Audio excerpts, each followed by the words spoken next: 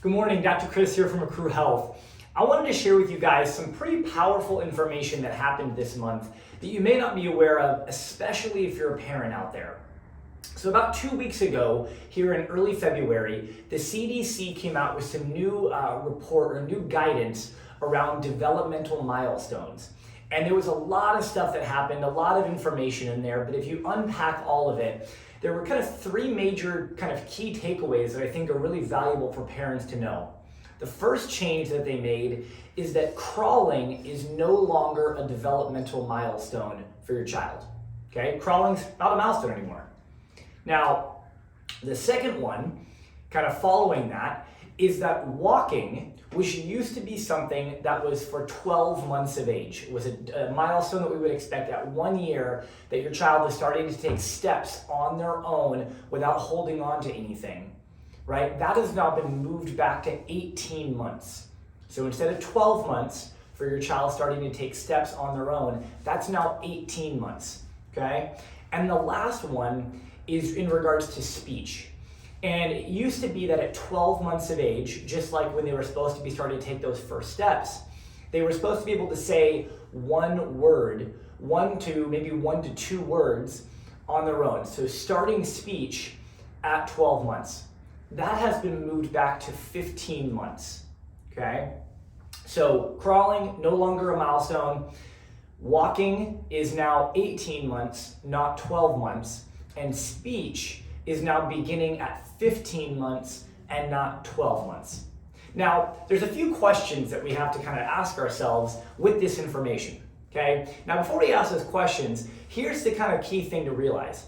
Any of these developmental milestones, whether it's tracking with their eyes, or speech, or walking, or recognizing their own hands, or any of these different things that are different developmental milestones, are evidence of neurological growth and progression, right? Or neurological development, right? So that nervous system and that brain are developing, and as that developing is occurring in that first year, first couple of years in particular, they're starting to learn how to do more things, okay? So with all of these essentially goalposts of development being moved back, there's a few questions that we have to ask ourselves.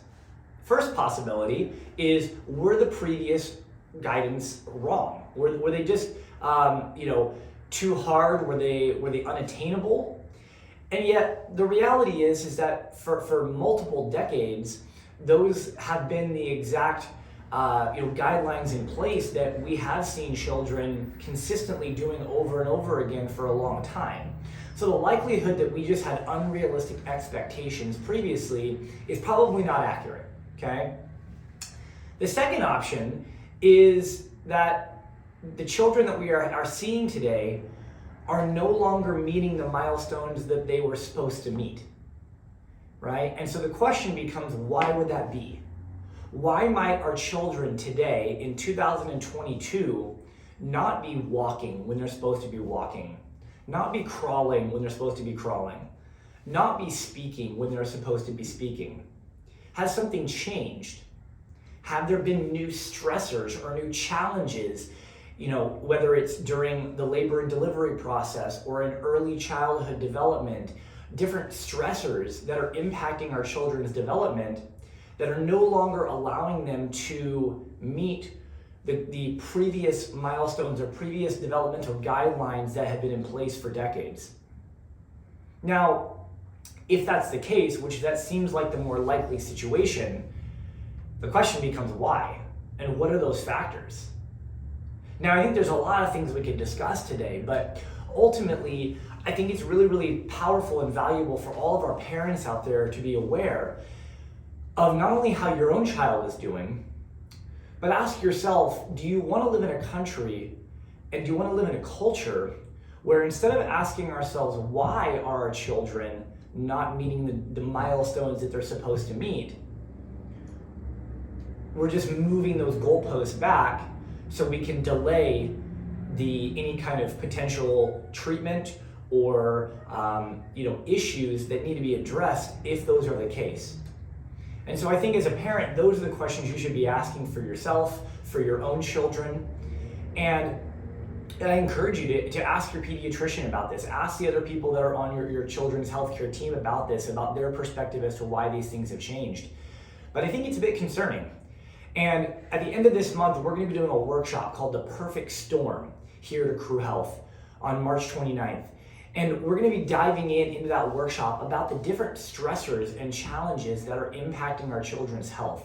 And so if you're a mom out there who is wondering, maybe there's something that you feel is not fully right with your own children. Maybe there have been some speech delay issues. Maybe there's been some developmental delay issues. Maybe there's some behavioral challenges or some focus issues or some emotional issues or anxiety or different things that have been impacting your own kids. This would be a workshop that you do not want to miss. And so I hope that this video today was enlightening for you. I encourage you to look into this, read more about it for yourself. But any time that we are having major milestones being changed when it comes to very kind of foundational things like crawling, walking, and speech for our children, I think as practitioners and as parents, we need to start asking some tougher questions. Again, I'm Dr. Chris. Thanks for being with us today. Look forward to seeing you guys soon. Thanks.